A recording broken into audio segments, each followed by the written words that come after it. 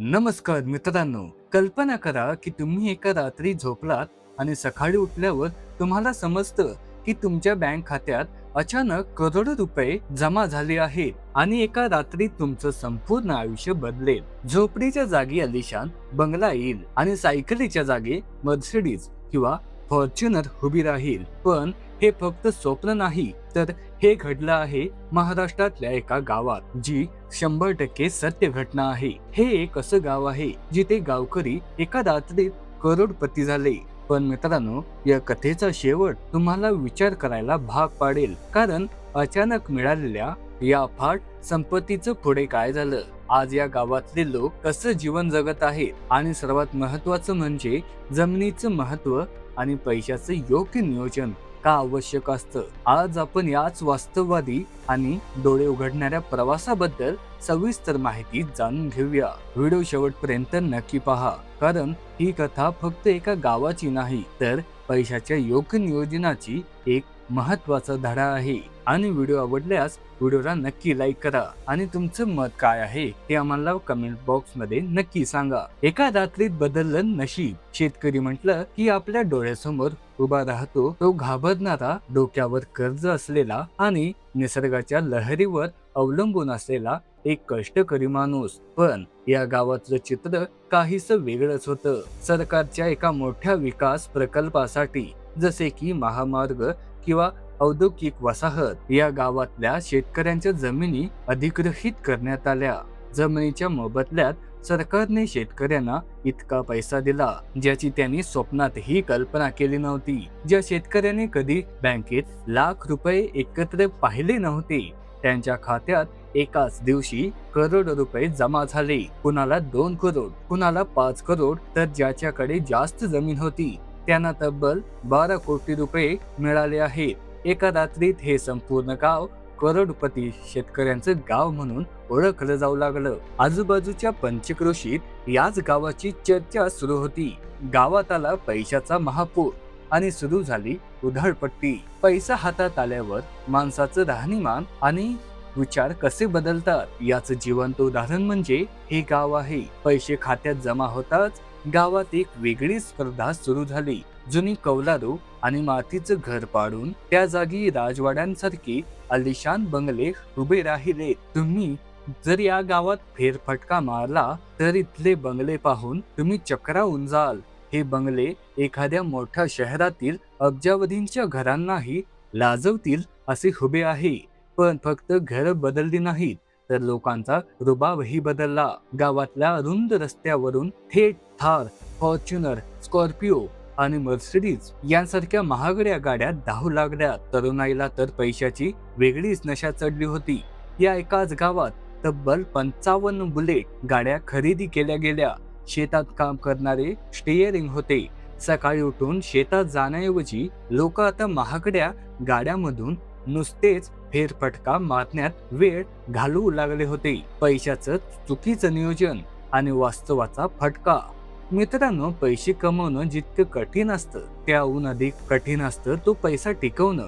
या गावातल्या बहुतांश लोकांना अचानक मिळालेल्या या अफाट संपत्तीचं काय करावं हेच समजलं नाही. आर्थिक साक्षरता आणि योग्य नियोजनाचा अभाव यामुळे अनेक गंभीर चुका झाल्या आहेत. चुकीच्या ठिकाणी गुंतवणूक. काहींनी चुकीच्या व्यवसायात पैसे गुंतवले ज्याचा त्यांना कोणताही अनुभव नव्हता. अवजावी खर्च आणि दिखावा.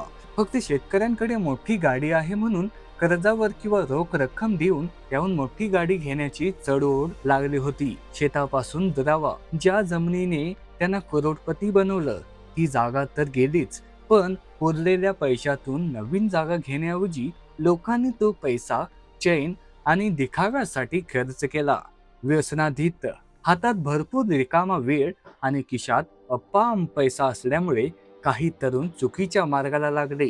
जेव्हा सत्य समोर आलं, आजची परिस्थिती, काही वर्षे अगदीच राजासारखं जीवन जगल्यानंतर हळूहळू वास्तवाचे चटके बसायला सुरुवात झाली. बँक खात्याचे करोडो रुपये कधी संपले हे अनेकांना समजलंच नाही. महागड्या गाड्यांचा मेंटेनन्स, पेट्रोलचा खर्च आणि अलिशान बंगल्याची देखभाल करणं आता कठीण होऊ लागला आहे. ज्या शेतकऱ्यांकडे काही वर्षांपूर्वी 10-12 कोटी रुपये होते, ते आज पुन्हा आर्थिक अडचणीत सापडले आहेत. हातात पैसा नाही आणि करायला जमीनही नाही. अनेकांवर पुन्हा मजुरी करण्याची किंवा छोटमोठ्या नोकऱ्या शोधण्याची वेळ आली आहे. कालचे करोडपती आता बेरोजगार झाले आहेत. हे चित्र अत्यंत विदारक आणि विचार करायला लावणार आहे. जमीन किती मौल्यवान असते. आपले पूर्वज नेहमी म्हणायचे, जमीन ही काळी आई आहे, ती कधीच उपाशी झोपू देत नाही. या घटनेतून हेच सिद्ध होतं. जमीन ही अशी संपत्ती आहे जी तुम्हाला दरवर्षी काहीतरी उत्पन्न देते. तिचा भाव भविष्यात नेहमीच वाढत असतो. जेव्हा तुम्ही जमीन विकता तेव्हा तुम्ही फक्त मातीचा तुकडा विकत नसता, तर तुमच्या येणाऱ्या पिढ्यांचं हक्काचं उत्पन्न विकत असता. जर या शेतकऱ्यांनी मिळालेल्या पैशातून निम्मी रक्कम जरी दुसऱ्या ठिकाणी शेत जमीन घेण्यासाठी वापरली असती, तर आज त्यांच्यावर ही वेळ आली नसती. जमिनीचा पैसा जमिनीतच गुंतवला असता, तर आज ते खऱ्या अर्थाने आणि कायमस्वरूपी करोडपती राहिले असते. यावरून आपल्याला काय शिकायला हवं? ही गोष्ट फक्त एका गावाची नाही, तर आपल्या सर्वांसाठी एक मोठा धडा शिकवते. आयुष्यात कधीही अचानक मोठा पैसा आला तर खालील गोष्टी नेहमी लक्षात ठेवा.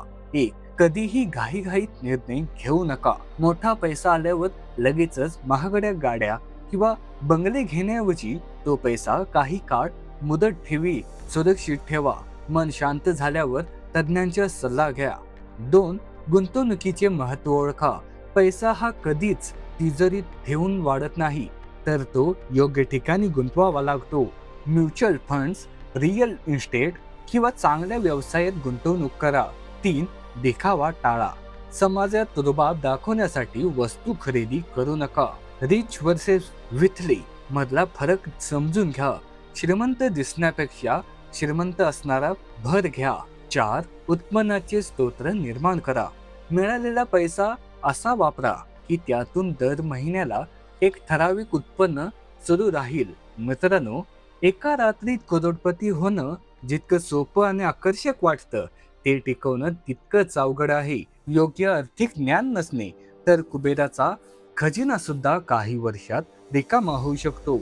या शेतकऱ्यांची कथा आपल्याला हेच सांगते की पैसा हे एक साधन आहे. ते तुमचे जीवन सुखरूप करू शकतं, पण जर तुम्ही पैशाचे गुलाम झालात तर तो पैसा तुम्हाला पुन्हा पुन्हा जमिनीवर आणायला वेळ लावत नाही. तुम्हाला या घटनेबद्दल काय वाटतं?